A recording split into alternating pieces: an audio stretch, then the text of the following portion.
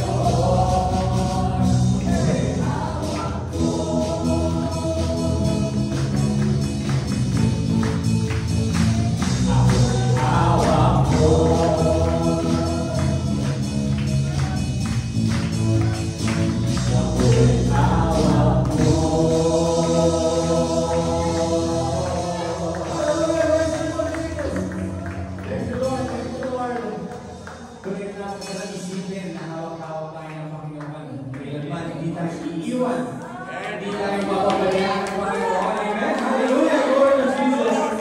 Glory to God! Glory to God! Kahit sa mga pagsubok ang dumating, hindi tayo makakaba. Dahil kasama natin ang Panginoon. Amen? Hallelujah! Glory to Jesus! Patuloy natin siyang sambahin ngayong gabi. Kasama natin ang Panginoon. Hallelujah! Hallelujah! Glory to God!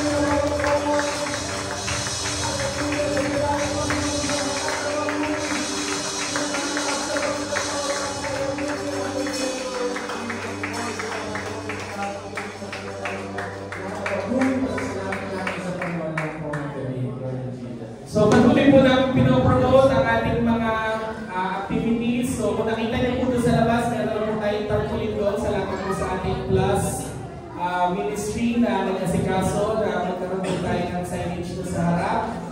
patuloy po ang ating Bible study every Wednesday, 7 p.m. Thursday, our prayer warriors. Meron po tayong grupo na nagsistart ng 6 p.m., may 7 p.m., may 8 p.m., minsan 9 p.m. po yung group nila Brother Gab at Sister Lai. So, mag-message lang po kayo dun sa ating mga elders kung gusto nyo sumali every Sunday, our Sunday service, 9 a.m.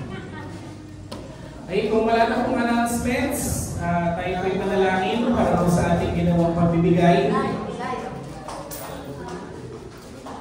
Glory to Jesus. Nakilang Diyos, mapagpalang Ama, maraming po salamat muli sa lahat ng mga blessings na ito na aming natanggap at ngayon po namin ito binabalik sa iyong banal na trono as our act of thankfulness and our act of service, Lord. At dalangin po namin, Panginoon, na patuloy po pong magamit ang mga biyayang ito sa ikalalagupan ng iyong gawain at ilayon po ito sa pamanakmal.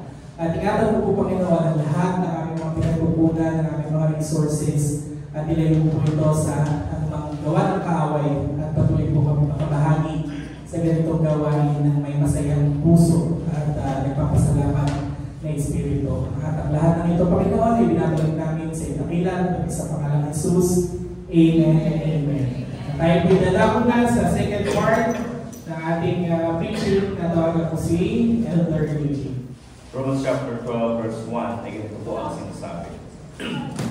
I beseech you therefore, brethren, by the mercies of God, that you present your bodies as a living sacrifice, holy, acceptable unto God, which is your reasonable service. Sa Tagalog. Kaya nga, mga kapatid, ipinamamahig ko sa inyo, alang-alang sa kahabagan ng Diyos, na inyong iharap ang inyong mga katawan, na isang haing buhay, banal, nakaaya-aya sa Diyos, na siya ninyong katapatang pagsamba. Tayong lahat ay manalangin. Palagilang Diyos, muli kami po ay puri nagpapasalamat Panginoon sa gabi ito o umagang po Diyos. At minsan pa ay patuloy kang namamalagin sa aming kalagitnaan. Nawa Panginoon ay patuloy namin na itaas ang iyong pangalan sa amin pong ginawang pagpupuri at pag-iwalhati sa iyong Panginoong Diyos. At muli Panginoon, salamat sa ikalawang bahagi ng aming pong pakikinig ng iyong salita. Patuloy po kami madalangin Panginoon na ikaw po ang patuloy na mungusap sa bawat isa sa amin. Bigyan mo kami, Panginoon, ng ibayong kaunawaan at karunungan, O Diyos, hallelujah, sa umagang ito. At kaya ng Panginoon na patuloy kaming namnamin namin, Panginoon, ang iyong salita. At patuloy na magkaroon kami ng ibayong kalakasan, O Diyos, hallelujah, sa pamamagitan po ng iyong mga salita. Patuloy mong gamitin ang iyong mensahero, Panginoon, sa kanilang kalagitnaan at ikaw ang patuloy na mangusap sa iyong mga anak. At patuloy mo siyang itago sa iyong ng Diyos. Muli maraming salamat, Panginoon, sa pangalan ni Jesus. Amen, amen. Hallelujah.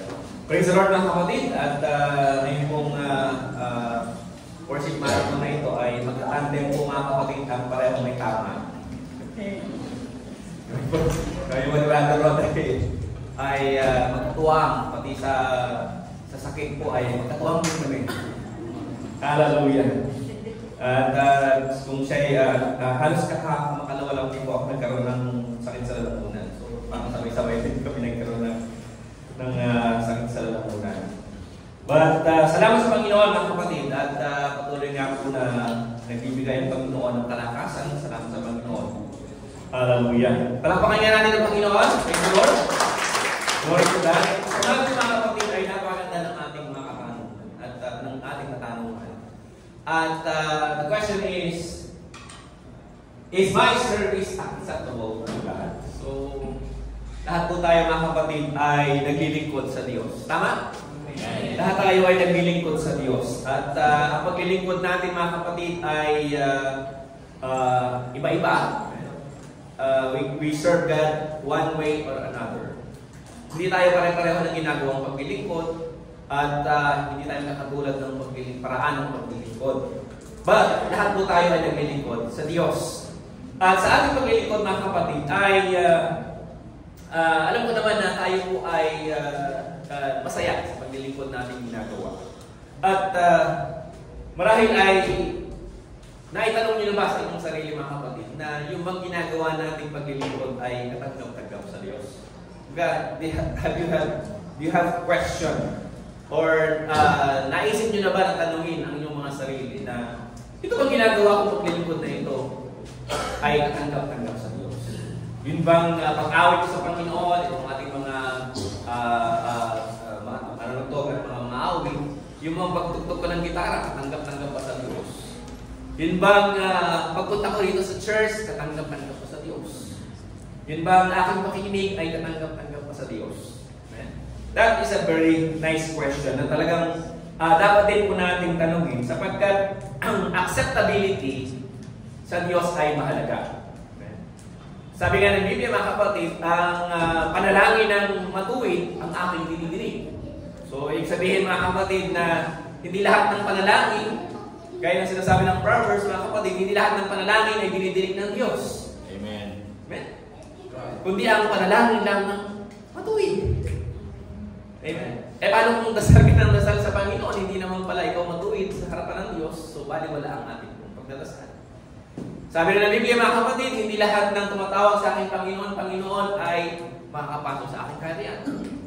So, nandun pa rin yung acceptability na kung hindi mo ginagawa ang kalooban ng Diyos, ay hindi ka rin makakapasok sa kaharian ng Diyos. So, nandun po mga kapatid, God is very, parang ang Panginoon talaga mga kapatid, specific siya when it comes to acceptability. Kaya napakahalaga mga kapatid sa umagang ito na ating pong malaman na ang ating pong ginagawa bang paglilingkod sa Diyos ay katanggap-tanggap naman. Amen? Na yung ating pong pagsamba sa Diyos, katanggap-tanggap mo.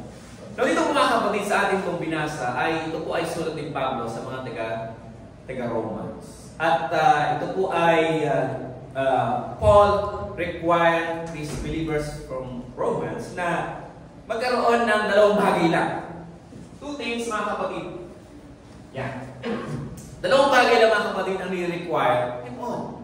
Number one is a living sacrifice. Pangalawa, it is a holy sacrifice.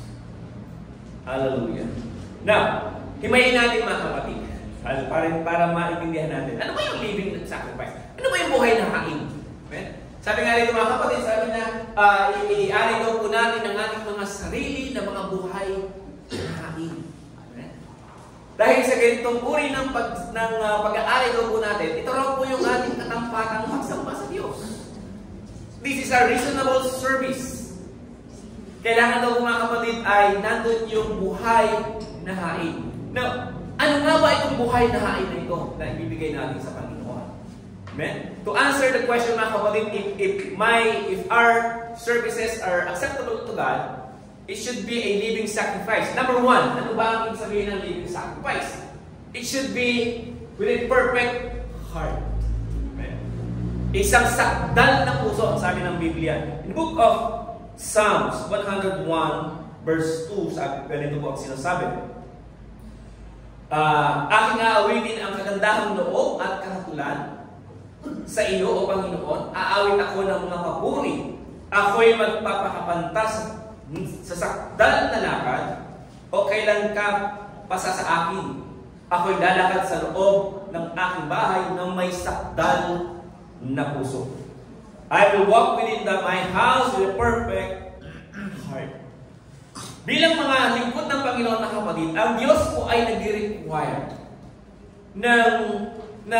sa bawat isa sa amin, at all time, hindi lamang tuwing linggo mga kapatid, ting araw o hindi lamang ting araw at ting overnight, hindi lahat ng panahon, lahat ng oras ay nais ng Panginoon na kapatid para sa ating ginagawang paglilingkod. Gusto ng Diyos ay perpekto po ang ating mga puso. Amen? Gusto ng Panginoon mga kapatid, itong na maayos ang ating pong puso sapagkat ito po ay nalulugod ang Diyos. Dito po nalulugod ang Panginoon. Sabi nga ng Mateo chapter 5 verse 48, kayo ngayon magpakasakdal na gaya ng inyong Ama sa kalangitan na sakdal. Amen? Be ye therefore perfect, even as their Father which is in heaven is perfect. Amen? Kaya nga nandun mga kapatid, since ang Diyos po ay perfectong Diyos, ay nangangahulugan mga kapatid na tayo po ay na bilang mga tigasunod ng Panginoon, bilang mga naglilingkod sa Panginoon, nais ng Panginoon na tayo po ay magkaroon din ng sikapin daw po natin, na tayo po ay magkaroon ng perpektong puso sa harapan ng Diyos. Sapagkat ito nga po mga kapatid ang tunay na acceptable to God. Another thing mga kapatid, hindi lamang perpektong puso. Gusto rin ng Panginoon na tayo rin po ay naglilingkod sa Diyos wholeheartedly. O isipin, buong puso tayo nag-aalay sa Panginoon. Amen? In the book of Colossians, chapter 3, verse 23, sabi ito, ganito po ang sinasabi. Ano mang inyong ginagawa, inyong gawin ng buong puso, na gaya ng sa Panginoon at hindi sa mga tao. So, kaya dito mga kapatid, isang napagandang example nito ay yung kung in the Old Testament, na kung saan, during the time of King Solomon, may binanggit natin kanina.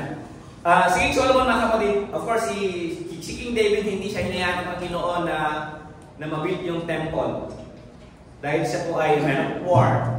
Si King Solomon mga kapatid, ang hinayaan ng Panginoon na makapagtayo ng templo ng Diyos.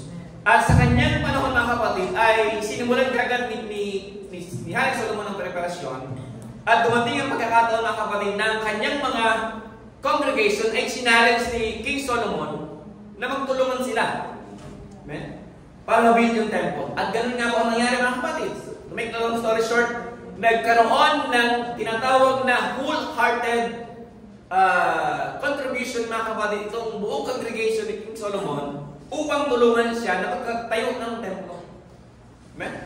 At itong mga tao ito mga kapatid, sila po ay nagkaroon ng willing heart. Yung buong puso nilang pagtulong mga kapatid ay binigay nila para sa hari. Mababasa natin ito sa 1 Chronicle at doon makikita natin mga kapatid na nandun yung pagtulong nila kay Hari Solomon na sila po ay masayang tumutulong sa kanya at nandun po mga kapatid na sila po ay halos pinipigilan na ni King Solomon na magbigay ng kanilang mga pangangailangan, ng kanilang mga binibigay dahil sobrang dami.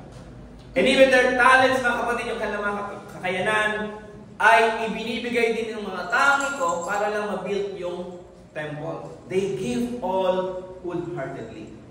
Kaya nga, napakahalaga mga kapatid, napakahalaga mga kapatid, na kapag tayo po ay naglilingkod sa Panginoon, ay talagang mahalaga po yung puso natin. Amen? Mahalaga yung tapat na puso na naglilingkod sa Panginoon. That you serve God from the heart. Amen? That you serve God wholeheartedly. Amen? May isang awit tayo mga kapatid na isa sa mga paboritong kinakanta ng ating Sister Weng. Wala. Ano yung kanta na yan? Yan. A pure heart. Paborito ni Sister Weng na tagal na. Kasi ang makaganda ng kanta. Amen? Hallelujah. Hindi ko nakakantayin sa inyo. Baka makatulog kayo. So yun yung basahin na natin. Napakaganda. A heart that hides your word so that sin may not come in. Psalms 119, verse 11. Amen? So nandun mga kapatid yung talagang nandun mga kapatid yung isang puso na nais ng Panginoon na lahat tayo po ay magtaglay. Amen? Sapagkat ito mga kapatid talaga ay napakahalaga. To have a living sacrifice, hallelujah, you have to have a pure and perfect heart. Pangalawa, ang ating pong ang living sacrifice mga kapatid, hallelujah, ay kailangan din po mga kapatid ang ating pong maglilingkod ay may kagalakan. Amen? May ngiti sa labi habang ikaw'y naglilingkod. May ngiti sa labi habang ikaw ay nagpupuyat. Amen? Habang ikaw ay nagpapasting. Nagpapasting pa. Hallelujah. Psalms 100 verse 1 and 2 ay ganito po ang sinasabi. Make a joyful noise unto the Lord, all ye lands. Serve the Lord with gladness. Come before His presence with singing. Ang gladness po mga kapatid, ito po yung estado na kung saan ikaw ay nakakaramdam ng kasiyahan at nagkakaroon ka ng delightment, ika nga, na nandun mga kapatid ay ito yung nagtutulak talaga sa iyo na maglingkod sa Diyos. Amen. Kumbaga yung kaganahan na nararamdaman mo ang nagtutulak talaga sa iyo na gawin ang isang bagay para sa Panginoon. Amen. At ito mga kapatid ay napakahalaga sa ating pong paglilingkod sa Diyos. Amen. At malalaman natin mga kapatid kung acceptable yung serbisyo sa Diyos kapag ikaw masaya na naglilingkod. Pero kung ikaw ay naiinis na, hindi na acceptable yan. Hindi na tatanggapin ng Panginoon ang paglilingkod mong ginagawa. Amen. Hindi tatanggapin ng Diyos. Pero as long as na ikaw mga kapatid ay masaya. Remember mga kapatid, yung verse na kung saan yung pagbibigay, magbigay kayo sa idililigta ng inyong puso. Ibig sabihin, magbigay kayo kung saan kayo masaya. Magbigay. Paano kayo masayang nagbibigay? Ganun din mga kapatid, sa atin kung gagawin maglilingkod, ay kailangan din po mga kapatid na masaya tayong naglilingkod sa Diyos. Kaya a grateful Christian mga kapatid na naglilingkod sa Panginoon ay very acceptable talaga sa Diyos. Amen? Pangatlo, para hindi tayo makatulog, is it with faithfulness? Of course, talaga mga kapatid na tayo po ay naglilingkod sa Panginoon na mayroong pananampalataya na authentic. Amen? Hindi fake. Amen. Authentic. Yung pananampalataya talagang nagtitiwala sa Diyos. Yung pananampalataya na alam mo na kahit alam mo masama ang pakiramdam mo, kailangan mo mag-preach, mag-preach ka pa rin. Di ba? Amen. Kasi inilaan ka ng Panginoon dito eh. Hindi ka pwede brother, palitan mo muna kami. Masama ang pakiramdam namin. Hindi pwede gano'n. You have to have an authentic faith. Hallelujah. Sapagkat God hates unfaithfulness. Amen. Ayaw ng Diyos mga kapatid niyo kung mga hindi tapat sa Kanya. Amen. At mahalaga mga kapatid yung trustworthy, ika nga. Ayaw ng Panginoon yung hindi mapagkakatiwalaan. Alam naman natin mga kapatid na ang Diyos ay very faithful sa bawat isa sa atin. Alam naman natin mga kapatid, very faithful ang Panginoon sa lahat ng Kanyang mga pangako sa atin. Amen. Kaya naman, we should be, amen, also mga kapatid, na tayo po ay dapat maging faithful din sa Kanya. In the book of 1 Corinthians chapter 4, verse 1 and 2, ay ganito po ang sinasabi. Ipalagay nga kami ng sinuman ng mga ministro ni Kristo at mga katiwala ng mga hiwaga ng Diyos. Bukod dito ay kinakailangan sa mga katiwala ng bawat isa ay maging tapat. Amen. So maging ang mga lingkod ng Panginoon talaga mga kapatid ay talagang pinagdidiinan nila na mahalaga po ang katapatan sa Diyos. Amen. Amen. Because they are servants of God. Kaya nga ang ating pong reasonable service ng kapatid, ang ating pong katampatang pagsama talaga sa Diyos, ang ating pong buhay na hain sa Panginoon, ay kalakip nito mga kapatid yung katapatan or faithfulness. Yung total trust, total loyalty to God, at yung tinatawag na yung complete surrender sa Diyos. At hindi mo tinatawag na yung bang unwavering faith, hindi gano'n mga kapatid. At ito mga kapatid ay talagang magpapakita mga kapatid sa atin na ang ating ginagawa kapag tayo po ay magkaroon ng ganitong uri ng pananampalataya ay sigurado mga kapatid na katanggap-tanggap ang ating pong gagawing paglilingkod sa ating Panginoong Diyos. Palakpakan natin ang Panginoon. Kaya ang pananampalataya mga kapatid, hallelujah, it can move mountain. Ika nga.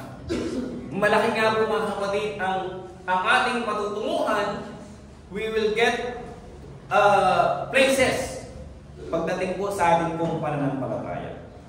Next is it with sacrifice? Amen? Kaya nga, a living sacrifice. Mahalaga mga kapatid na sa ating paglilingkod ay nakakaramdam ka rin ng sakripisyo. Yung ating ginagawa ngayon mga kapatid, I do believe mga kapatid, it is a sacrifice. Kasi Kasi mas masarap matulog sa bahay. Amen? Diba? Nakahiga ka pa dyan, o, nakaupo ka lang, nakakatulog ka na. Hindi ko, mas masarap matulog pag nakahiga. O, di. Kaya nga mga kapatid, hallelujah, na itong ginagawa nating pagpupuyat na ito mga kapatid, we do it with love, we do it with gladness, amen? We do it with faith, and we do it with sacrifice. Amen? Sapagkat kalakip ito mga kapatid sa living sacrifice na ginagawa natin sa Panginoon. Sapagkat ito nga yung acceptable sa Diyos. Amen? Next verse. Sabi nga niya, ito mga kapatid, sabi nga niya, I beseech you therefore, brethren, by the mercies of God, present your bodies as a living sacrifice. Amen? Kaya nga nandun mga kapatid, yung pagsasakripisyo natin sa bagay na ito para ihain natin talaga sa Panginoon, maging katanggap-tanggap sa talaga ang lahat ng ating ibinibigay sa Panginoon. Kaya nakakatuwa mga kapatid na marami sa atin yung once young once young, huwag natin sabihin matanda, yung once young pa yung marami. Sa halip na yung mga kabataan na may lakas na lagi naman puyat sa cellphone. Diba? Tama ba? Ay, di ba? Yung iba rito, may rules eh. Meron dito mga rules na no cellphone at this hour. Pero karaniwan sa mga kabataan na yun. Hallelujah. Gabing-gabi na, madaling araw pa, nagsa-cellphone. Pero wala sila rito. Ang narito yung mga once young na talagang kailangan ng matulog umaga. Pero palakpan ng Panginoon. Purihin ang Panginoon. Sapagkat narito kayo mga kapatid para maglingkod talaga sa Panginoon at magsakripisyo. Amen?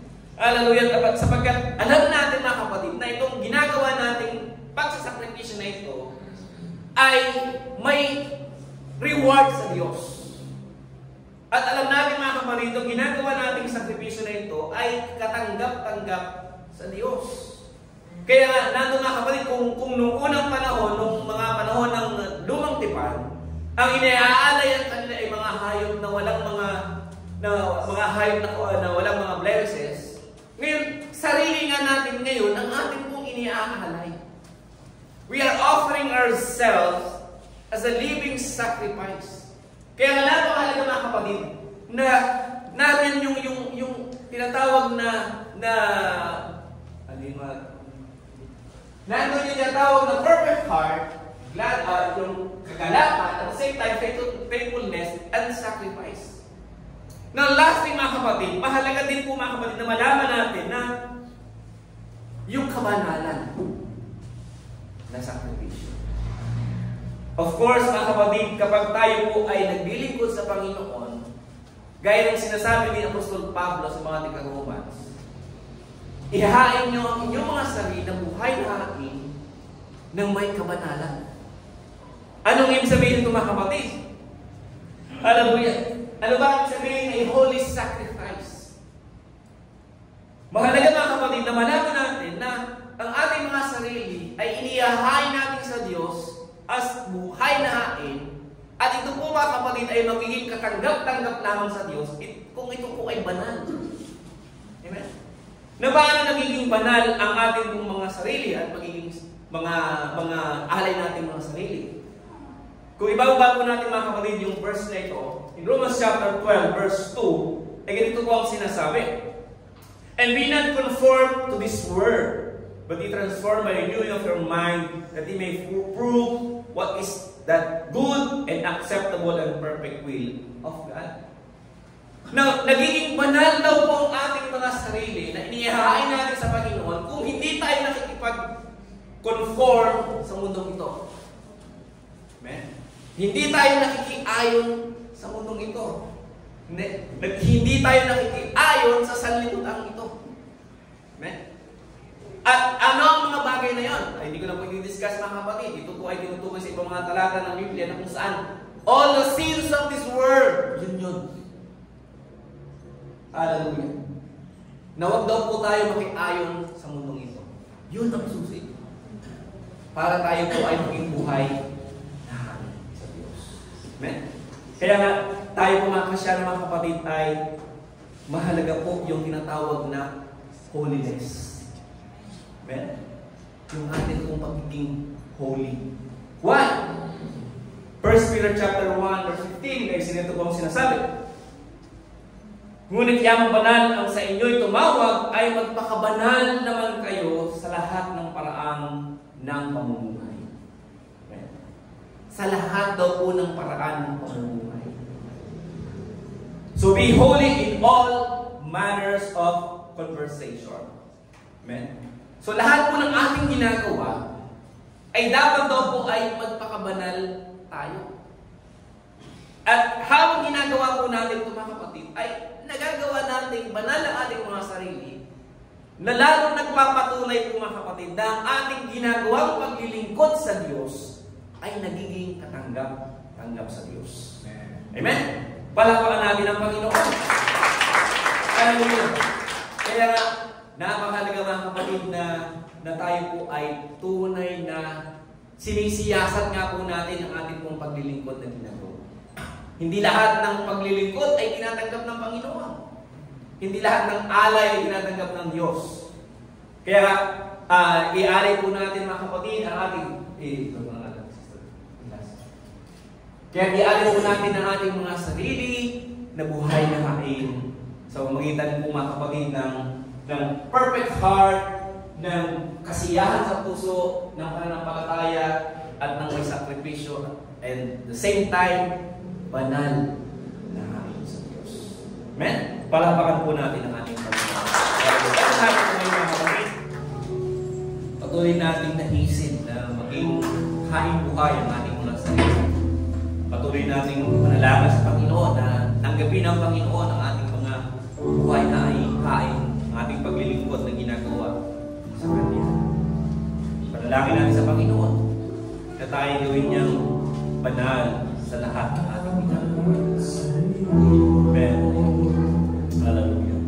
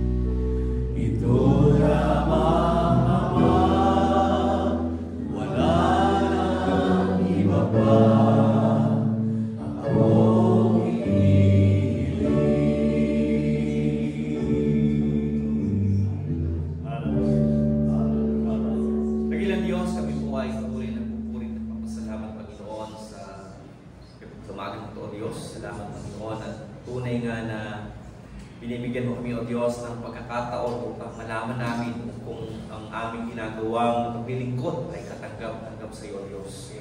Salamat, Panginoon, sa katanungan at salamat, Panginoon, sa kaunawaan, O Diyos, hallelujah, ng mga kaparaanan upang malaman namin, Panginoon, na ang aming ginagawang paglilingkod ay katanggap-tanggap sa iyo. Yes, Lord. Tunay nga, Panginoon, na mahalaga ito sa aming mga sarili. Mahalaga ito kung malaman namin, Panginoon, hallelujah, sapagkat ayaw namin mabaliwala ang aming ginagawa, O Diyos, na paglilingkod. Kung hindi naman po ito katanggap-tanggap sa iyo, Panginoon. Kaya patuloy nga po namin pinapanalangin, O Diyos, hallelujah, na kami po ay patuloy mong tulungan, Panginoon, hallelujah, na maging aming mga sarili, aming mga buhay ay maging buhay na hain sa iyo, Panginoon. Tulungan mo kayo, Panginoon, hallelujah, na maging magpakabanal kami sa lahat ng aming mga ginagawa, O Diyos. Upang sa gayon, Panginoon, ay patuloy naming magampanan ang aming mga tungkulin bilang tagapaglingkod mo, O Diyos, hallelujah. At lahat ay namin ginagawa ay maging katanggap-tanggap sa iyo, Panginoon. At muli, maraming salamat, Panginoon, sa gabing ito, O Diyos, hallelujah. Patuloy po kaming dumadalangin sa bawat isa sa amin na narito. Patuloy mo po kaming gabayan, pagpalain, O Diyos, ang aming mga buong pamilya, ang aming mga sambahayan, Panginoon, ang mga kapatid namin na narito, Panginoon. Salamat sa mga katagumpayan ng bawat isa sa amin, Panginoon. At kami po ay muli ay nagtagumpay sa amin pong worship marathon na ito, O Diyos. Yes, Lord. Panginoon, hallelujah, ingatan mo ang bawat isa sa amin pong pansamantalang pag-iwahiwalay, sa aming pag-uwi, sa aming kanilang tahanan. Tuloy po namin, tuloy mo kami ingatan, O Diyos, hallelujah, at gabayan kami sa aming pag-uwi, O Diyos. Muli, maraming salamat, Panginoon, at tuloy mo pong pagpapala ay manatili sa bawat isa. Sa iyo, papurihan naman sa pangalan ni Jesus. Amen. Taas po natin ating mga kamay, kapatid, katapos-tapusan, paalam na. Biyaya po ng ating Panginoon ay sumatin ang lahat. Umuwi po tayo ng kapayapaan at ng pag-ibig sa isa't isa. God bless you all and all in Jesus' name. Let's shake hands.